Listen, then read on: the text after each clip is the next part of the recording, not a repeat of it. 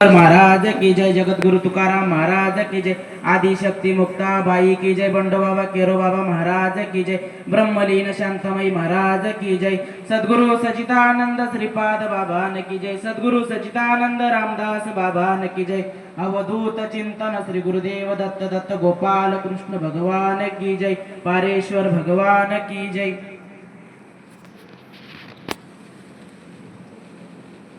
पाहे पादूद आणि गोड पासे त्वचेची या पदराड परी ते अविर्ण गोचिड अशुद्ध न काय सेविती।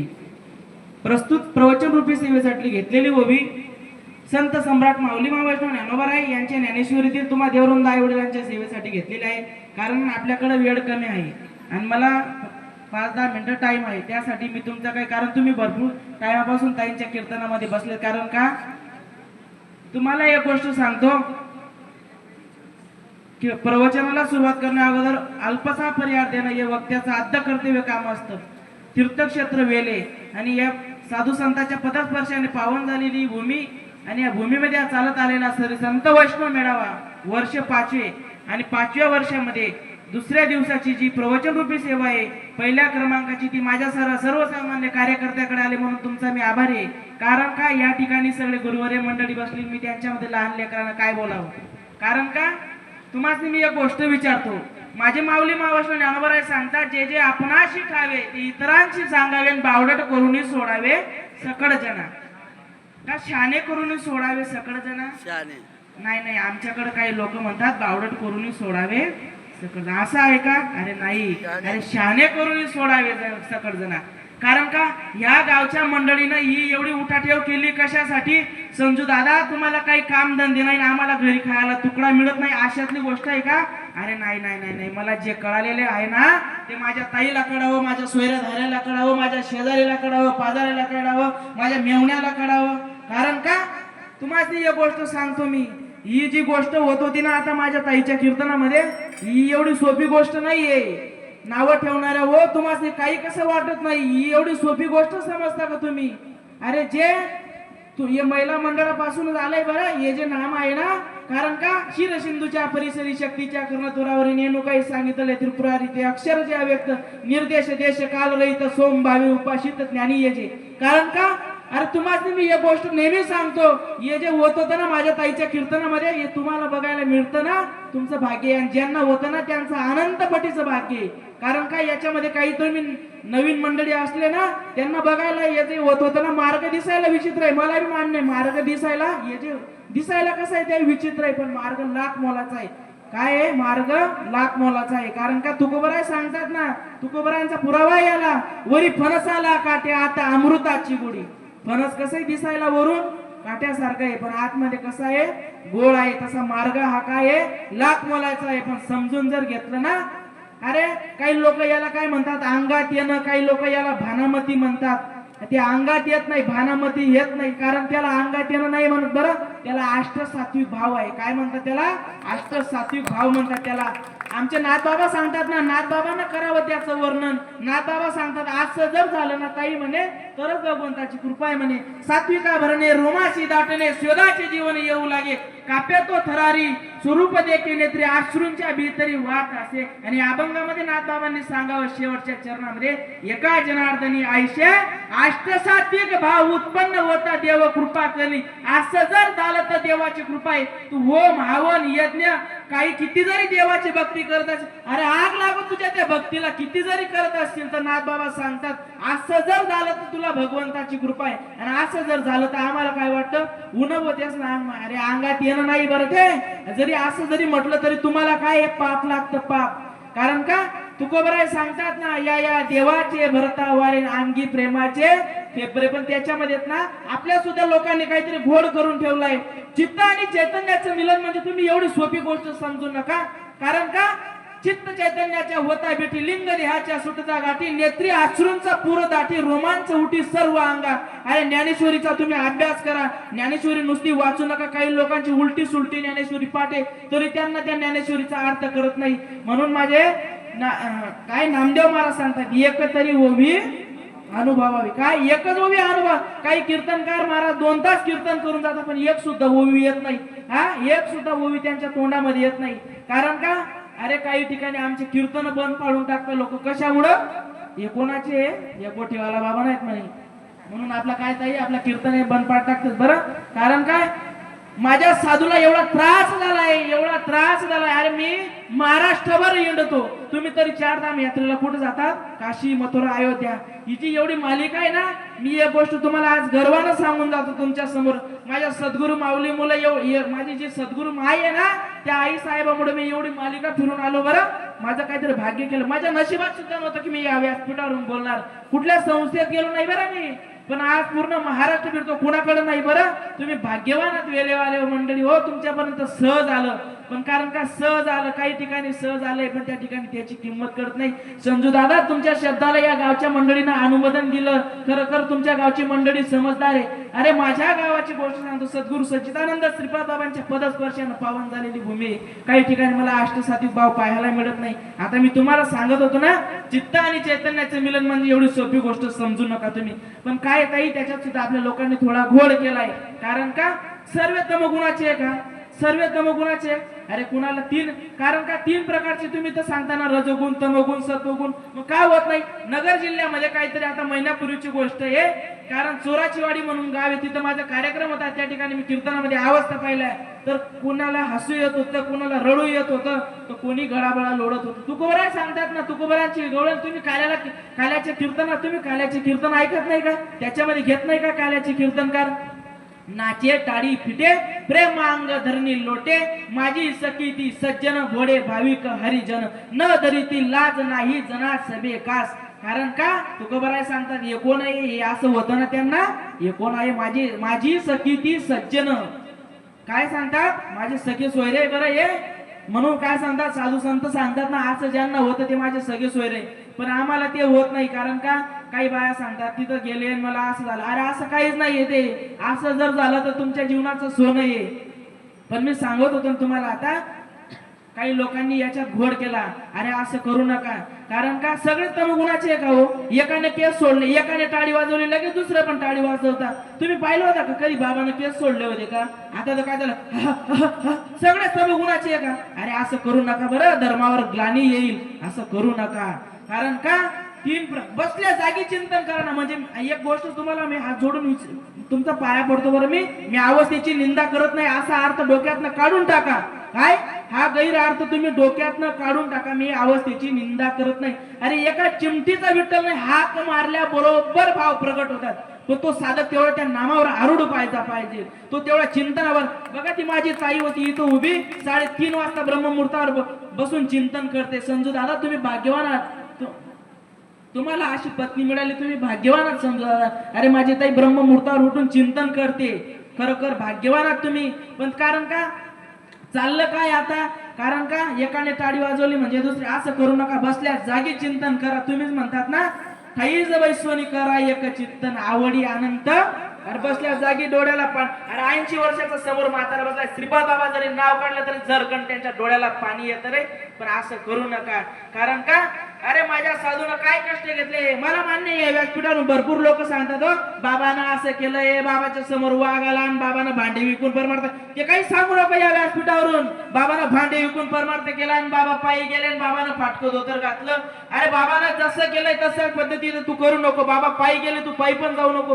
तू 4 व्हीलर मध्ये जा राजा. पण माझ्या बाबानं जो परमार्थ लोकांपर्यंत सांगितलाय तो तरी सांग. माझे सद्गुरू सांगत होते.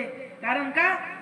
भाऊराजे हो मला विसरले तरी चालणार, पण माझ्या मी जे दिलंय ना तुमच्याजवळ ते नाम त्याला विसरू नका. पण ताई मला आगोपणा करायची सवय आहे. मी थोडासा आज आगोपणा करत तुम्हाला समोर. मी त्या नामालाही विसरणार नाही, मी त्या बापालाही विसरणार नाही. नाही कीर्तन भेटलं तर चालेल हो आम्हाला, आम्ही घरी बसू, पण आम्ही आमचं बापाचं नाव. बऱ्याच ठिकाणी आम्हाला फोन येतो, महाराज तुमले तारीख द्या तसं आम्ही, फक्त तुम्ही श्रीपाद बाबांना नाव सांगू नका आणि ते नाम ना असं तसं काही सांगू नका. कशासाठी हो? आम्ही पोटावर लागली काय? पण ही काही महाराष्ट्रामध्ये ही जी काही कीर्तनकार मंडळी फिरते ना ताई साहेब, ते येत ना कारण का त्यांना पॅकेट भेटणार नाही, त्याचे 10,000 भेटावं नाहीत म्हणून त्या बाबांना नाव काढतात. बाहेरच्या लोकांना नाही बोलत, आपले लोक सुद्धा तसे झाले हो. कशासाठी? कारण का? मला एकाने सांगितलं होतं कारण एक गोष्ट सांगतो, कोणाचा ज्याचा सद्गुरूवर भाव असतो, कोणी कोणाची निंदा करायची नाही. आणि एक गोष्ट सांगतो तुम्हाला, मी नेहमी समजू आला, माझा तेवढा बोलण्याचा अधिकार नाही. ही सगळी गुरुवारे मंडळी बसते, पण माझ्या बापाने जे कष्ट केलंय ना, ते मला त्या गोष्टीची तडमड वाटते हो. तुमचा एक भाऊ द्या ना हो. बघा ताई, माझ्या कीर्तनामध्ये बघा ते संजू दादाने ते गाडी टाकून दोघं महात्मे तिथं बसले, दिसताय का तुम्हाला? बघा ती पाठीमाग श्रीपाद बाबा, रामदास बाबा जोडी सोबत आले बघा. आणि त्यांच्या सोबत आज जयही सुद्धा आले बरं. माझ्या प्रवचनाला माझे ज्ञानोबरा इथं बसले, माझे तुकोबरा इथं बसले, कारण का माझी मुक्ता इथं बसली.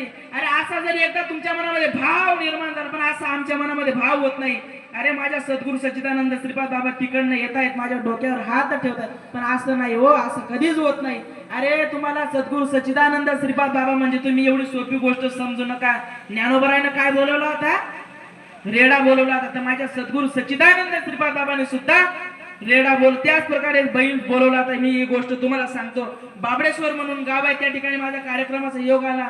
आणि गेल्यानंतर तिकडे आपल्यागत लोक असे गावात राहत नाही.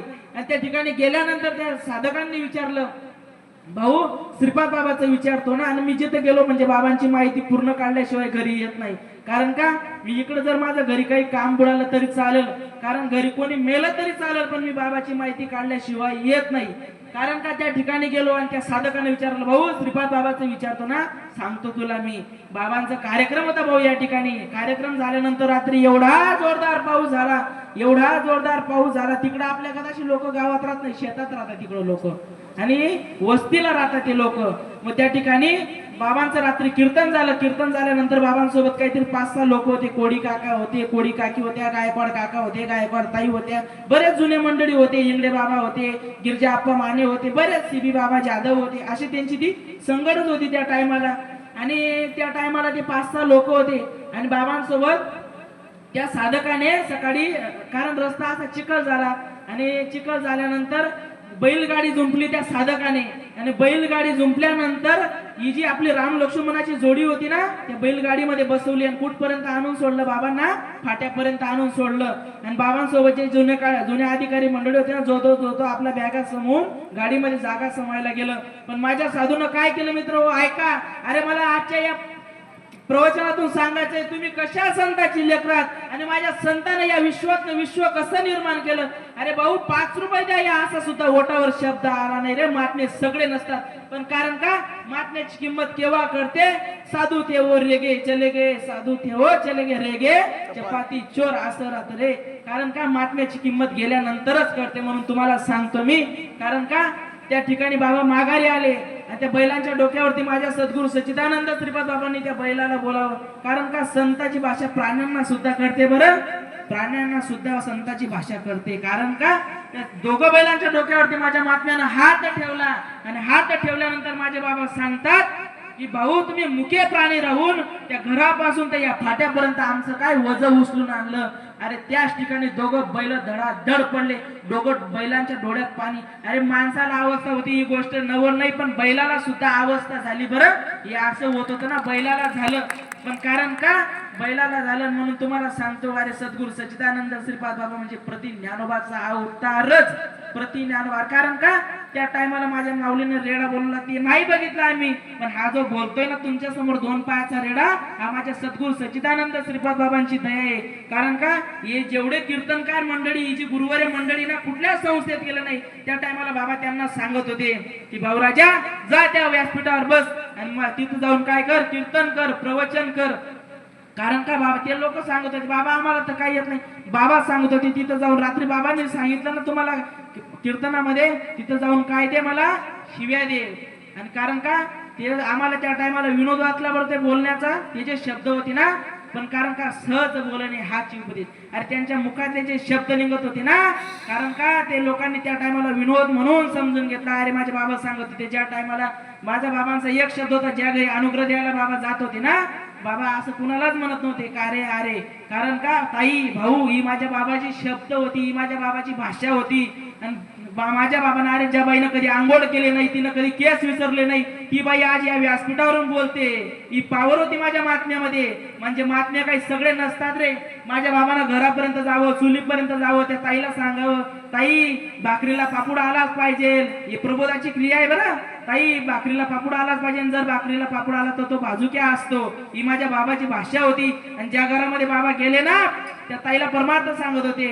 आणि त्या ताईच्या घरामध्ये काही गलीतले लोक अनुग्रह घ्यायला येत होते आणि ताईचा माणूस घराबाहेर जात होता. म्हणून बाबा म्हणत होते, घरचे फुकटे घरात आणि घरचा माणूस बाहेर. ही माझ्या बाबाची भाषा होती. म्हणून माझे बाबा नेहमी कुणाला बी दादा ताई, जर गावोगावी जात होते ना, माझा बाबा दादा आणि ताई ही माझ्या बाबाची भाषा होती.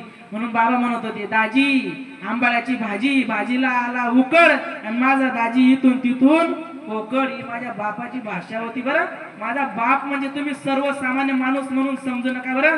अरे असा महाराज लोकांचा, आता कीर्तनकाराचा पोळ्याचा बैल तरी कमी नखरात असतो. एवढा कीर्तनकार लोकांचा नखरा आहे. अरे काय त्या माझ्या महात्म्यानं काय किंमत कळली नाही हो लोकांना. अरे फाटकत होतं.